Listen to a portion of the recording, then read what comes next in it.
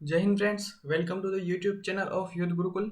As we all know that today is 3 September and in this video we will discuss the important general awareness questions for 3 September. Okay, so let's move toward the first question of the day. हाल ही में विश्व नारियल दिवस कब मनाया गया है? When was World Coconut Day celebrated recently?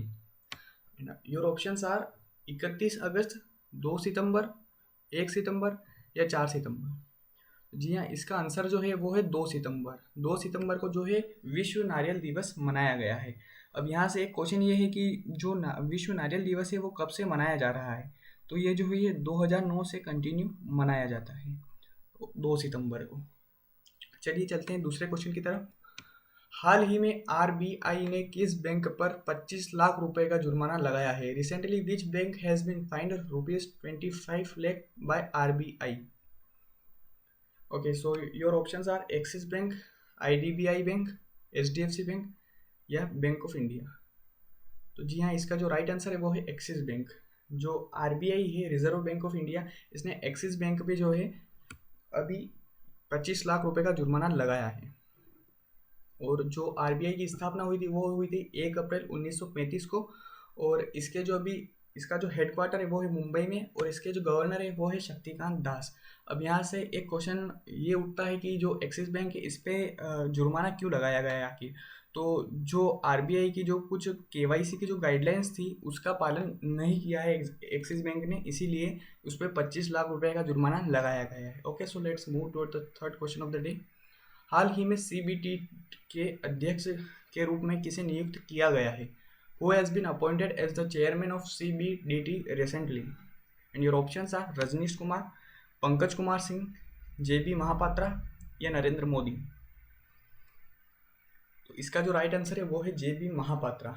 CBDT यानी central board of direct taxes, इसके जो अध्यक्ष हैं वो बनाए गए हैं जेबी महापात्रा, जो आपको इस पिक्चर में दिखाई दे रहे हैं।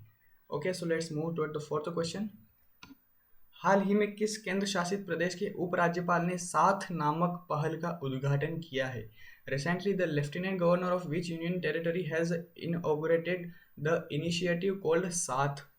Your options are Ladakh, Delhi, Jammu Kashmir या Lakshadweep.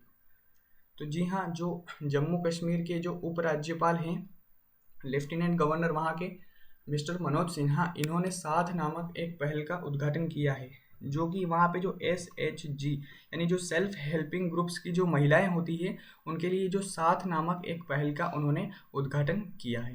Okay, so let's move toward the fifth question. हाल ही में किस आईआईटी ने दुनिया का पहला plant based smart air purifier विकसित किया है? Which IIT has recently developed the world's first plant based smart air purifier? IIT Madras, IIT Delhi, IIT Ropar या आईआईटी कानपुर।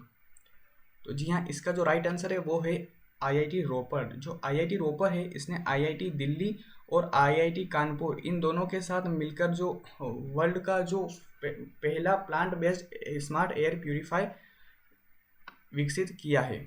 इसके अंतर्गत होगा क्या कि जो जीवित जो प्लांट होते हैं उनको रखा जाएगा। तो ये एक बहुत अच्छी बात है हमारे देश के लिए। आईआईटी रोपड़ ने जो है वर्ल्ड का first plant based smart air purify विकसित किया है। Okay, so let's move toward the sixth question. हाल ही में एनसीईआरटी ने अपना 61वां स्थापना दिवस कब मनाया है? Recently when NCERT celebrated its 61st foundation day. And your options are 3 सितंबर, 1 सितंबर, 2 सितंबर या 5 सितंबर। तो इसका जो राइट आंसर है वो है 1 सितंबर। अब जानते हैं एनसीईआरटी का फुल फॉर्म यानी national council of educational research and training, और इसकी जो स्थापना हुई थी वो हुई थी 1961 में। चलिए, और इसका जो हेडक्वार्टर है वो है नई दिल्ली। चलिए चलते हैं सेवंथ क्वेश्चन की तरफ। हाल ही में जारी द वर्ल्ड यूनिवर्सिटी रैंकिंग में कौन शीर्ष पर रहा है? Who has topped the recently released the world university ranking? Your options are Harvard university, MIT, Oxford university या इनमें से कोई नहीं। तो जी हाँ, जो ऑक्सफोर्ड यूनिवर्सिटी है इसने ये जो THE जो आपको दिखाई दे रहा है ये वो हमारे इंग्लिश में जो यूज़ होता है आर्टिकल, वो ये वाला नहीं है। इसका एक फुल फॉर्म है the higher education world universities, इसके अंतर्गत जो जितनी भी यूनिवर्सिटीज़ हैं हमारे वर्ल्ड में टॉप पे, उन सबको एक रैंक दी जाती है और इसमें जो है आईआईटी सॉरी ऑक्सफोर्ड यूनिवर्सिटी ने जो है वो टॉप पर आई है।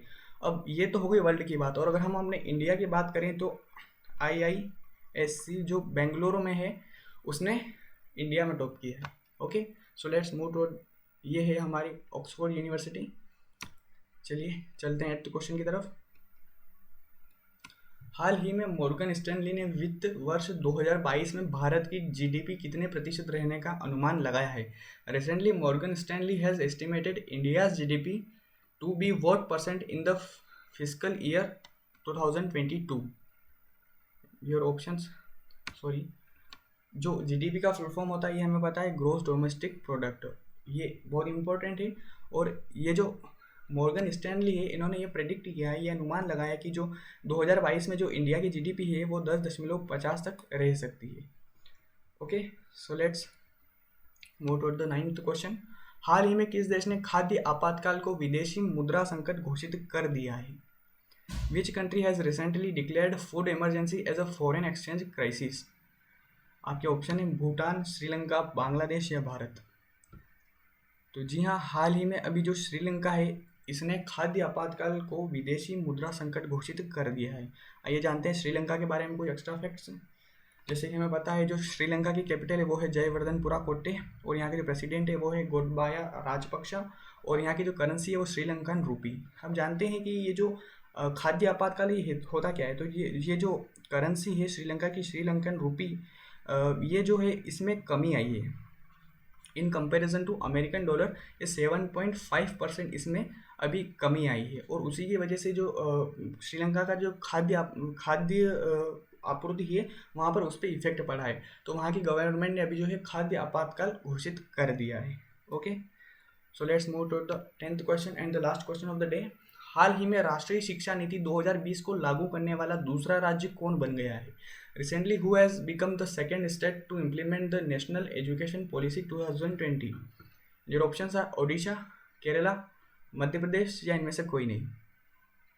तो जी हाँ, जो हमारा राज्य है मध्य प्रदेश, इसने जो है राष्ट्रीय शिक्षा नीति 2020 को लागू करने वाला दूसरा राज्य बन गया है। अब जानते हैं मध्य प्रदेश के बारे में एक्स्ट्रा फैक्ट्स। यहाँ की जो राजधानी है वो भोपाल है, और यहाँ के जो चीफ मिनिस्टर है वो शिवराज सिंह चौहान है, और हमारे जो गवर्नर है वो है मंगूभाई छगनभाई पटेल। अब यहाँ से एक और क्वेश्चन उठता है कि जो हमारा स्टेट है ये तो दूसरा राज्य बना है, तो पहले पे कौन है? तो जी हाँ, जो पहला राज्य है वो है कर्नाटक। कर्नाटक हमारे देश का पहला राज्य है जिसने राष्ट्रीय शिक्षा नीति 2020 को लागू किया था। Okay, thank you so much for watching the video. Please like, share and subscribe if you really enjoyed it. Thank you.